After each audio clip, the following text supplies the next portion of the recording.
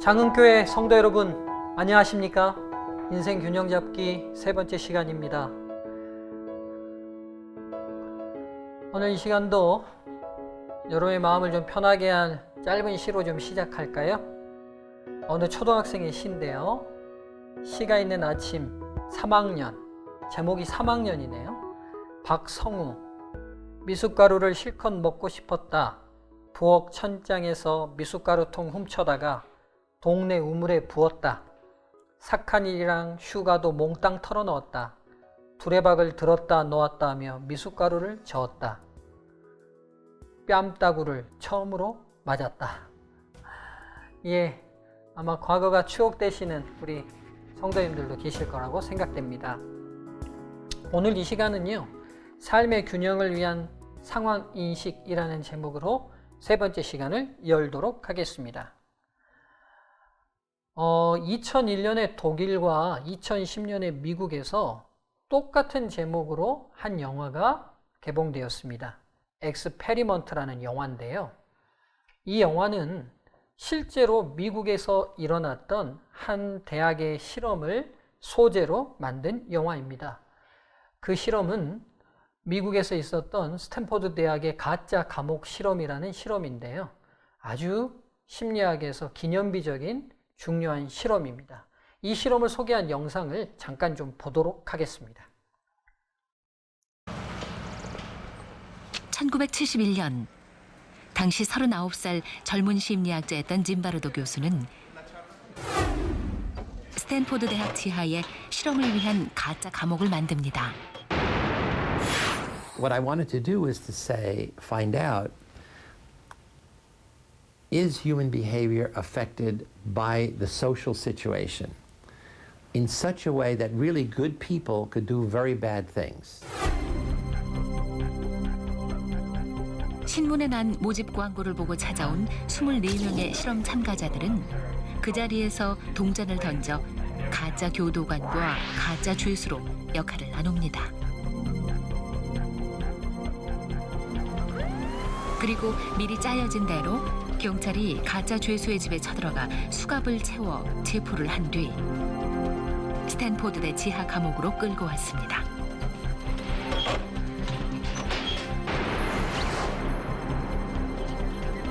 실험이 시작됐습니다.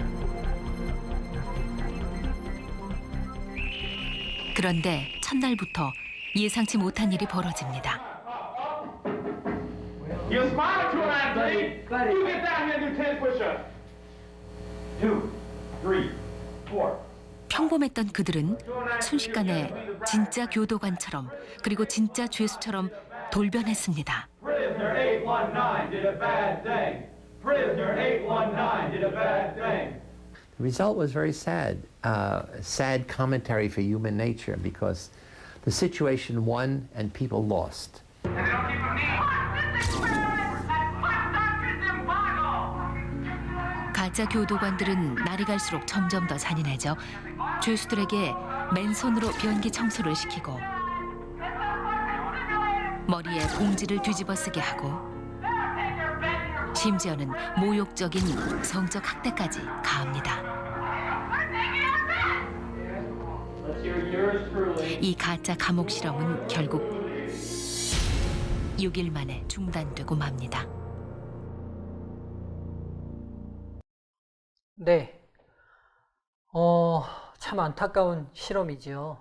평범했던 사람들이 어떤 상황 속에 들어가면 그들의 양심껏 판단하고 선택하는 것이 아니라 그 상황에 밀려서 그 상황대로 생각해버리고 행동해버리는 안타까운 실험의 내용입니다. 여러분, 이런 양상은 우리 삶의 여러 곳에서 나타납니다.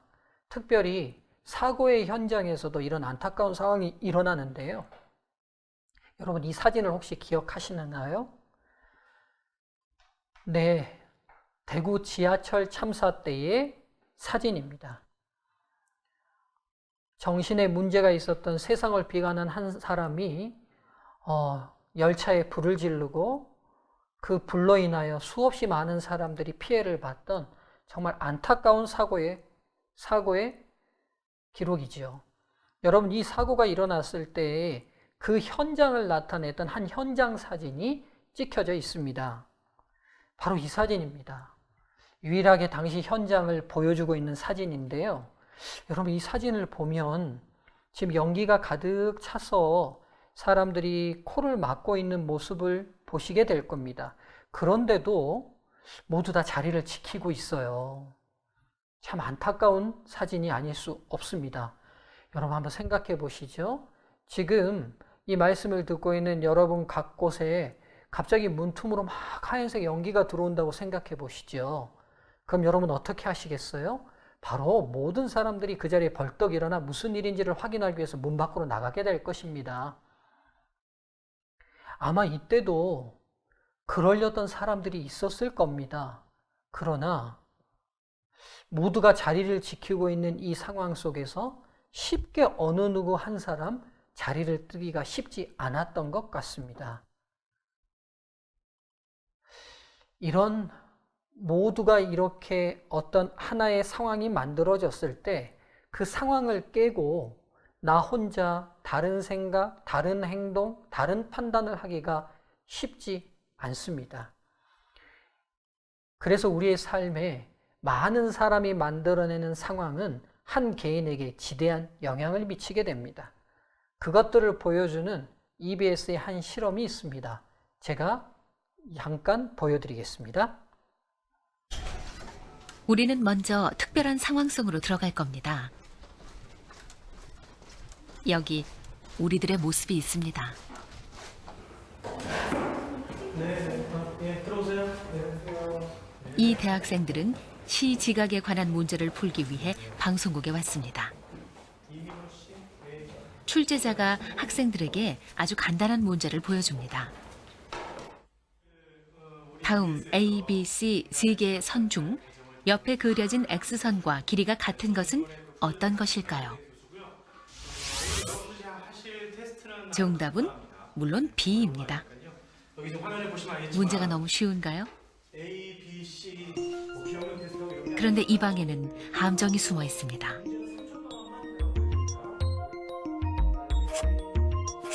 마지막 의자에 앉은 한 명을 뺀 나머지 6명은 실험을 도와주러 온 연기자들.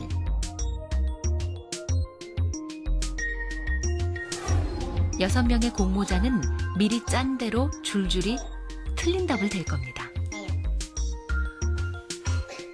마지막 7번째 의자에 앉은 단 한 명의 실험 참가자. 그들은 과연 소신껏 정답을 말할 수 있을까요?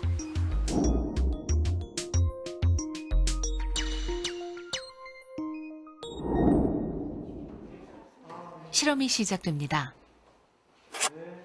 방에 들어온 동환 씨는 아무것도 모른 채 출제자가 시키는 대로 마지막 7번째 의자에 앉습니다. 반갑습니다.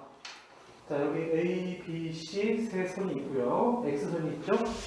X선하고 똑같다고 생각되는 것을 저한테 말씀해 주시면 되는 거예요. 네, 간단하죠?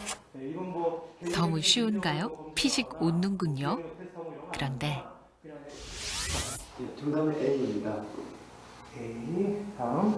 정답은 A입니다. 다음. 정답은 A. 이런 정답이 A라뇨? 혹시 잘못 본 건 아닐까요? 정말 이상합니다. 정답은 A입니다. 정답은 A입니다. 이제 마지막 동환 씨가 답할 차례. 정답은 B입니다. 다행히 첫 번째는 제대로 답했군요. 갑자기 다음 문제를 뚫어져라 쳐다보는 동환 씨. 네, 한번 보시죠. 정답은 B입니다. B, 예. 다음. 정답은 B입니다. B. 이번에도 틀린 답을 말하는 사람들. 이상한지 자꾸 동환 씨가 옆 사람들을 흘깃 쳐다봅니다.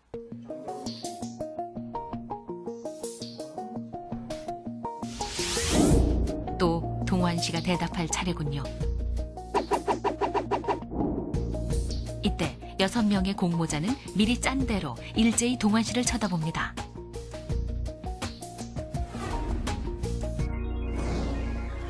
과연 동환 씨는 이 압박을 이겨내고 정답을 말할 수 있을까요? 정답은 B입니다. 정답은 B입니다. B. 틀렸습니다. 네. 다음 문제. 동환 씨는 정답이 C라는 것을 알고 있었습니다. 하지만 주변에 휩쓸려 6명과 똑같이 대답하고 맙니다. 네. 정답 B. 정답은 A입니다. A. 정답은 C입니다. C. 6대 1의 싸움. 이 방에서 진실은 너무나 쉽게 버림받습니다. 예. 너무나 어이없는 문제인데 모두가 다 그렇게 틀린 답을 말하니 어쩔 수 없이 틀린 답인지도 알면서 따라가는 안타까운 표정을 저희가 보게 됩니다. 이 영상을 좀 더 보실까요? 실험이 끝나고 이제야 상황 파악을 한 동환 씨.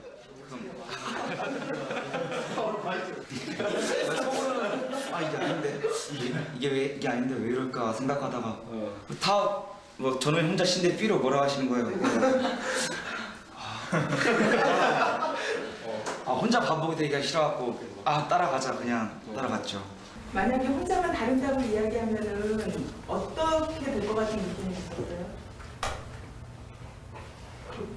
남들은 정상인데 저는 비정상. 그렇다면 이 마지막 7번째 의자에 몇 명을 더 앉혀보겠습니다. 정답은 C입니다. C. 다음. 정답은 C입니다. C. 다음.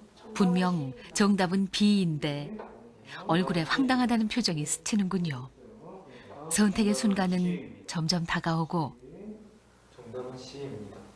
C. 다음. 정답은 C입니다. C. 정답은 C입니다. 결국 이 마지막 의자에 앉았던 사람들 중 70%가 보이지 않는 압력에 굴복해 어처구니 없게도 틀린 답을 따라하고 말았습니다. 네, 정답은 C입니다. 네. C. 다음. 정답은 C입니다. C. 다음. 네. 자꾸 다 똑같은 거 말하니까 헷갈리는데 내가 잘못 봤구나 그렇게 생각했어요. 다 이상하다 생각했어요. 제가 이상한 것 같기도 하고 다른 사람도 다 이상한 것 같기도 하고. 왠지 틀리면은 왠지 다른 사람한테 신경 쓰일 것 같기도 하고 괜히 튀는 게 싫어서 그냥 이렇게 묻어가자 이런 식으로. A가 맞는 답이면 다른 사람이 다 B라고 얘기했더라도 A라고 얘기할 거라고 얘기하지만 그 사람들을 그 실험실에다 똑같이 넣어놓으면 그때는 심지어 70% 가까이가 그냥 틀린 답을 얘기하고 끝내버린다는 거예요. 사람들이 다른 사람으로부터 배제되는 경험을 하게 되면 우리의 뇌에서 어느 부위가 활성화가 되냐면 신체적으로 우리가 아픔을 당할 때 활성화되는 그 부위가 활성화되는 똑같은 부분이.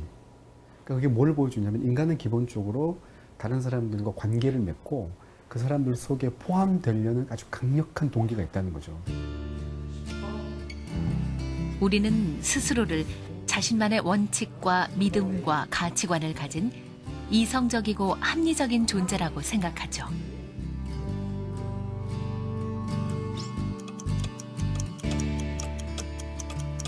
그러나 슬프게도 어떤 상황 속에서는 평범한 사람들이 자신의 원칙과 믿음을 버리고 넘지 말아야 할 선을 넘어서기도 합니다.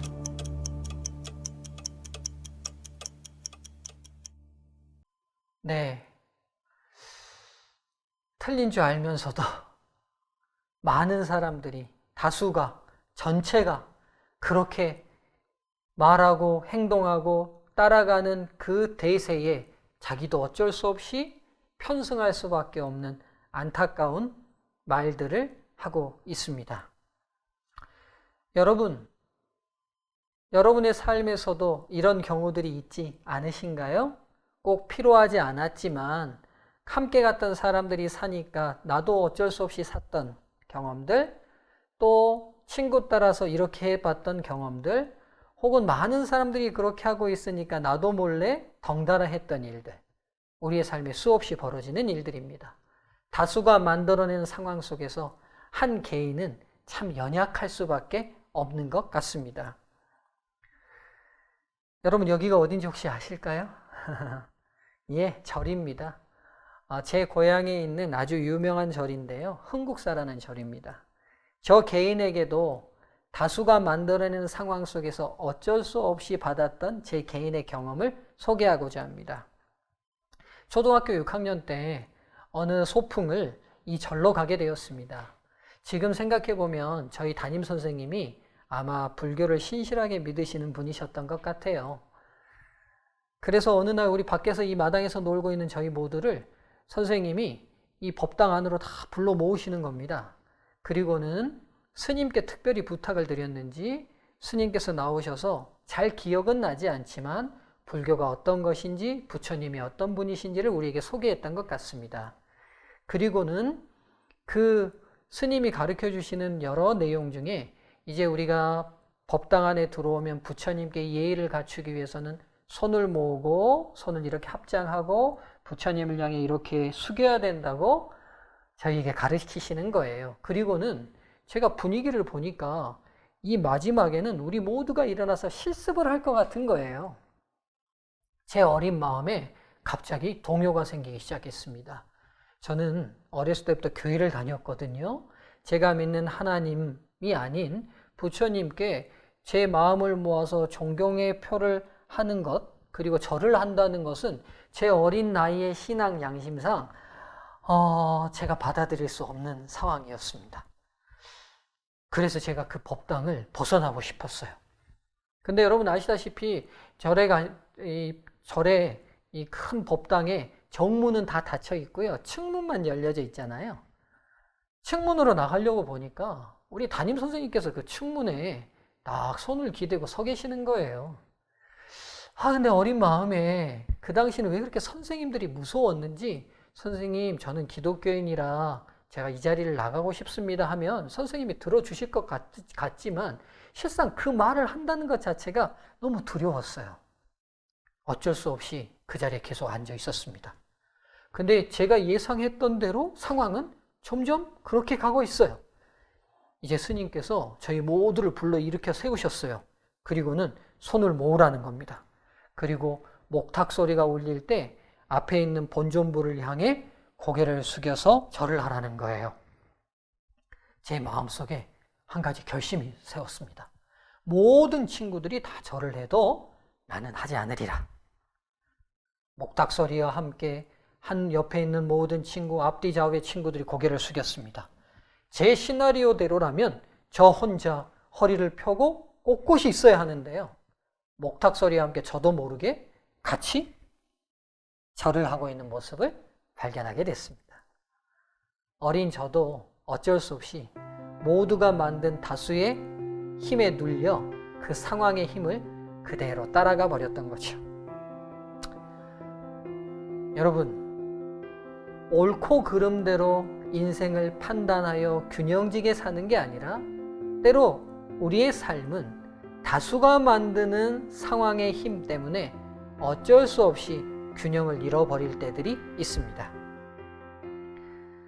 상황의 지배를 받는 나약한 한 인간의 모습이 저의 모습이고 여러분의 모습일지 모릅니다. 근데 여기서 함께 생각해 봐야 할 부분이 있습니다. 여러분, 그 상황은 누가 만드는 것입니까? 그 상황은 어떻게 만들어지죠? 그 상황은 어떻게 형성됩니까? 그렇습니다. 바로 인간이 만듭니다. 오늘 제가 앞에서 드렸던 이야기들을 다시 한번 돌아가 봐서 생각해 보시죠. 대구 지하철 참사 때에 많은 사람이 자리를 지키고 앉아 있었던 중요한 이유가 있습니다. 그 중요한 이유는 바로 그 열차를 운행했던 기관사가 이런 안내 방송을 했기 때문입니다. 곧 열차가 떠날 예정이니 여러분들 자리를 지키고 앉아 있기 바랍니다. 그리고 그 기관사는 도망가 버렸어요. 열차에 대해서 가장 잘 아는 기관사가 앉아 있어 달라고 말하자 그 말을 신뢰한 1명, 2명, 3명, 4명, 5명, 6명 다수의 승객들이 그 말을 따랐고 그 자리를 지켰던 겁니다. 앞에서 봤던 모든 실험들도 마찬가지입니다.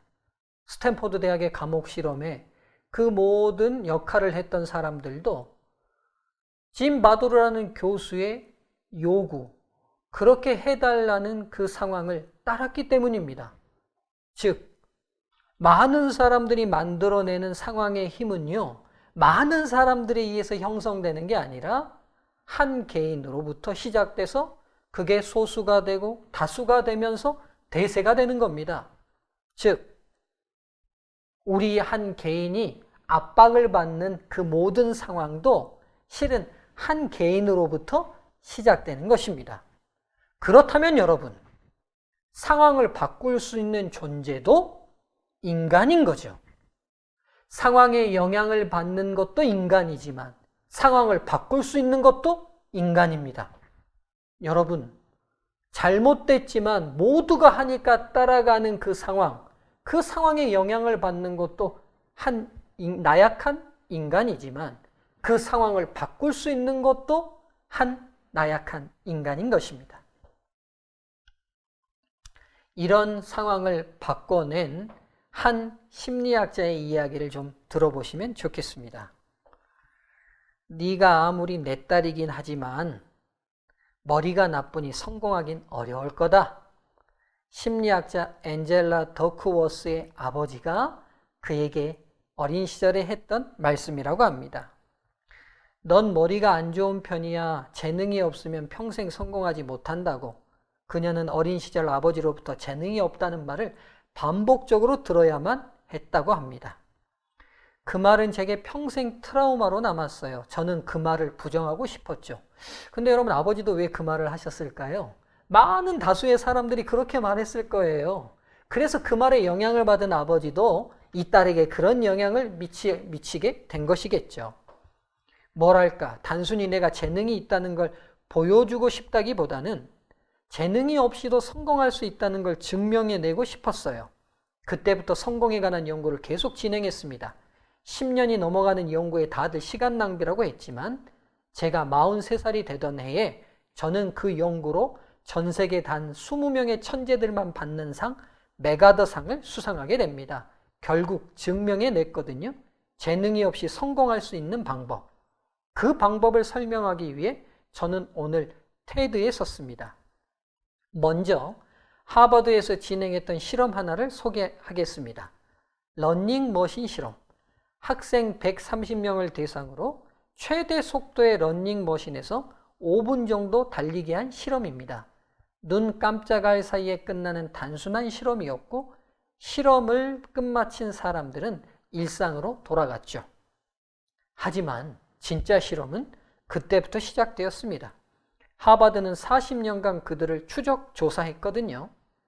40년이 흐르고 당시 참가자들이 60세가 되자 직업, 연봉, 만족도가 눈에 띄게 높은 사람들이 생겨나기 시작했습니다.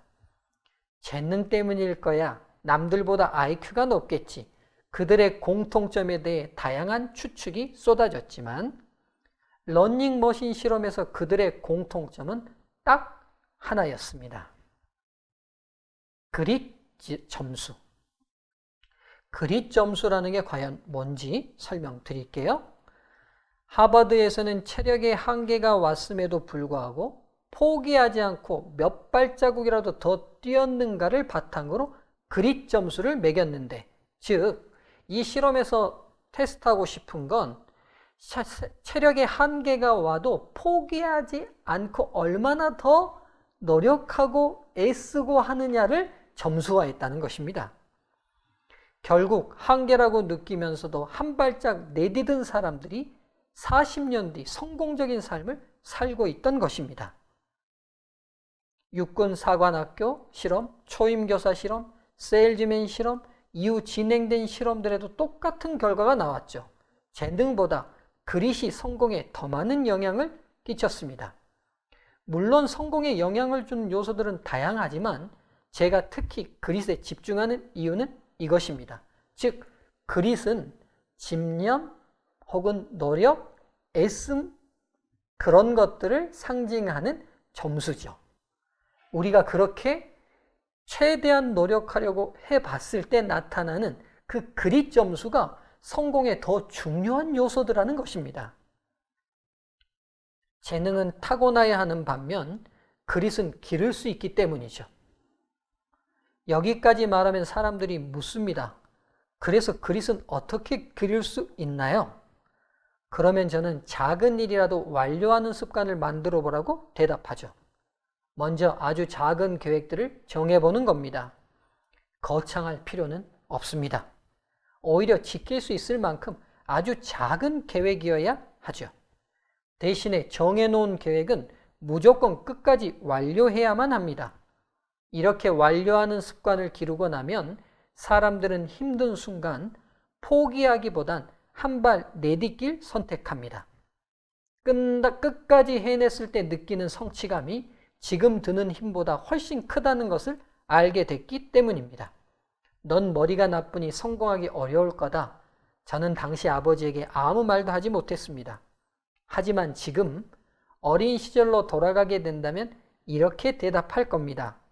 아버지, 제가 성공하지 못한다면 그건 재능이 없기 때문이 아니라 중간에 포기했기 때문이에요.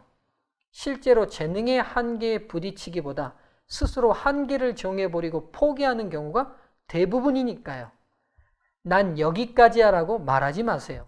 우리는 누구도 자신이 갈 수 있는 한계까지 가보지 못했습니다. 그릿, 앤젤라 더크워스. 여러분 어떻습니까? 모든 사람들이 재능이 있어야 성공해, 뭔가 능력이 있어야 성공해, 부자여야 성공해 등등 우리가 말하는 다수가 말하는 여러 상황적 환경들이 있습니다. 그러나 실상 그것들이 삶을 변화시키는 힘이 아니었음을 앤젤라 더크워스 교수는 증명해냈습니다. 그릿 지수, 누가 뭐라고 해도 상황이 어떻든 다수가 뭐라고 하든 관계없이 본인이 그 일에 집념을 가지고 시도하는 그 힘이 있다면 누구도 그 상황을 변화시킬 수 있다는 것입니다. 여러분, 하나님은 저와 여러분 모두에게 그런 힘을 주셨습니다. 다수가 만드는 상황에 영향을 받는 한 나약한 인간이기도 하지만 반면에 누가 뭐라 그래도 그 상황을 바꿀 수 있는 그 한 사람도 바로 저와 여러분입니다. 여러분의 상황이 어떠하든, 여러분의 처지가 어떠하든, 그리고 그 상황과 처지 때문에 많은 사람들이 저와 여러분에게 뭐라고 얘기하든 관계없이 저와 여러분은 그 상황을 바꿔서 더 나은 삶으로 나아갈 수 있는 기회와 능력이 있는 사람들입니다.